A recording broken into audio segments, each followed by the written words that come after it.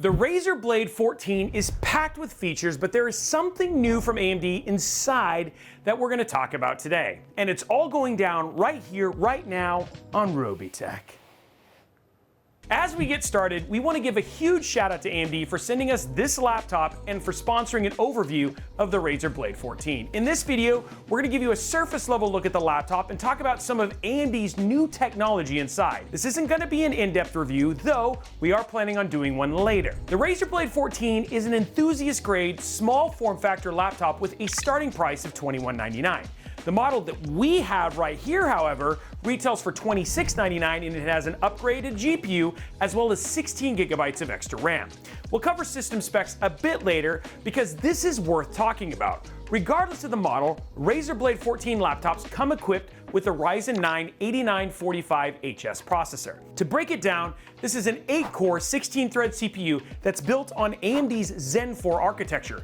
But unlike its desktop counterpart, the 8945HS has a Radeon 780M integrated GPU with 12 RDNA 3 graphics cores inside. It also has a neural processing unit, or NPU, to assist with AI processes. I think they're getting like, oh, this is what it's about, that's right. But if you wanted more AI on top of your AI, this laptop is equipped with an NVIDIA RTX 40 series mobile GPU, making it a veritable buffet of AI choices. With all of this put together, a CPU with AI acceleration, an integrated and discrete GPU with AI acceleration, and an NPU, AMD is wrapping it all up in what they are calling Ryzen AI, a unified system for handling AI-related tasks. Okay, before you clip off this video, which many of you probably already have, you said AI, I'm out. We get it. AI it's the hottest technology buzzword since the cloud, Web3, and blockchain. And it seems like everyone wants to jump on the AI bandwagon. But we have to ask, what can the Razer Blade 14 and AMD do with AI that you or anyone might benefit from it?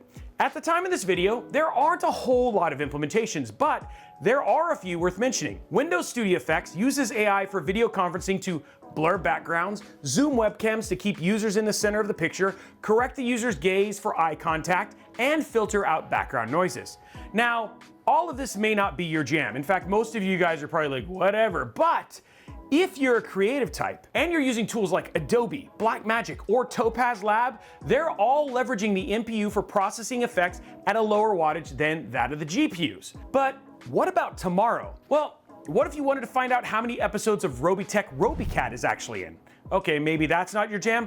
Well, what about this? Let's say you finished your sweatiest Apex Legends match, but forgot to hit record before you started, and your PC just clipped it clutch because you were too busy winning. Or you have things like AI that's helping you find your enemies in games like League of Legends. These are the things that Razer and AMD are banking on that are going to make laptops like this something special. When we sat down to talk to AMD about all of this, and we did, we sat down with AMD, had an entire conversation. You know what they did? They recognized that right now, AI has very limited use cases, and it's for very specific users. But they want users to be ready for a future where AI is just a part of how computers work, especially as Microsoft is integrating AI more and more into Windows. And the fact of the matter is, the more of these devices there are, the more people are going to leverage AI in new and useful ways. And they just want you to have the hardware to be able to take advantage of it. With the Razer Blade 14, it checks all of the Ryzen AI boxes. It has a built-in NPU, integrated and discrete GPUs, not to mention the Ryzen CPU itself. And all of this has AI acceleration. But it is interesting to note that this isn't AMD's first rodeo in this arena. The NPU in AMD's mobile Ryzen 7040 series was capable of up to 10 NPU tops, or trillion operations per second. In the Ryzen 9 8945HS, AMD bumped up the performance to 16 NPU tops. While the NPU in the former is technically AMD's first generation, they consider the NPU in the 8945HS as a more of an in-between step, or version 1.5, instead of a first showing. Now, before we get lost in all the AI sauce, why put this kind of hardware inside of a laptop like the Razer Blade 14? It's probably because Razer makes some really sexy laptops, and they have this, I don't know, this look that not only appeals to gamers, but it also appeals to content creators and those people in the boardroom alike. You know what? Let's take a closer look.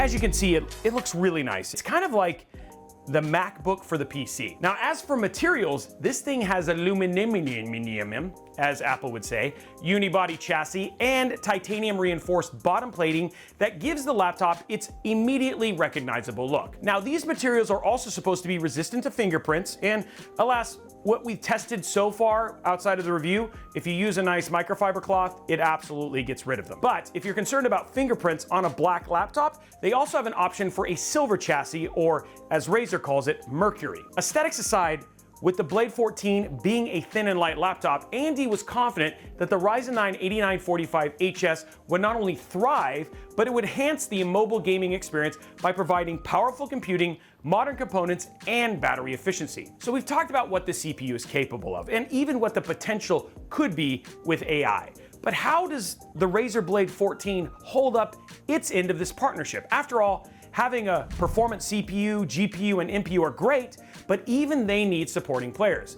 We want to call out a few of those supporting players that stood out to us, starting with the cooling. The Razer Blade 14 has a vacuum-sealed liquid vapor chamber that covers around 59% of this laptop surface, including CPU and GPU.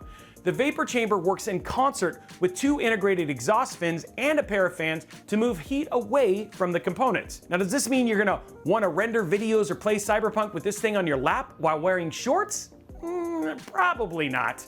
Let's protect the important bits. But what you do want to do is go ahead and slap that subscribe button, whip that like button, and ring that notification bell so that you don't miss interviews like this one, as well as more in-depth reviews when we go deeper inside of the laptops, GPUs, and other neat tech like this. As a mobile platform, which in this case this thin and light is, it needs mobile connectivity. And for that, the Razer Blade 14 brings Wi-Fi 7 support to the table. This new Wi-Fi standard expands the frequency range for wireless connections.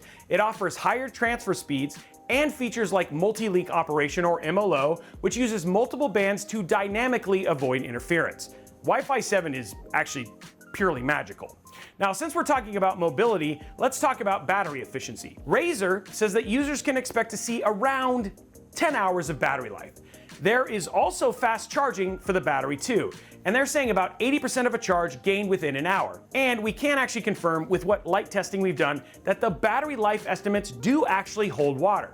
But we'll make sure we unpack that in all of our battery testing in our full review. Now, as for the display, the Razer Blade 14-inch display is QHD Plus with a refresh rate of 240 Hz.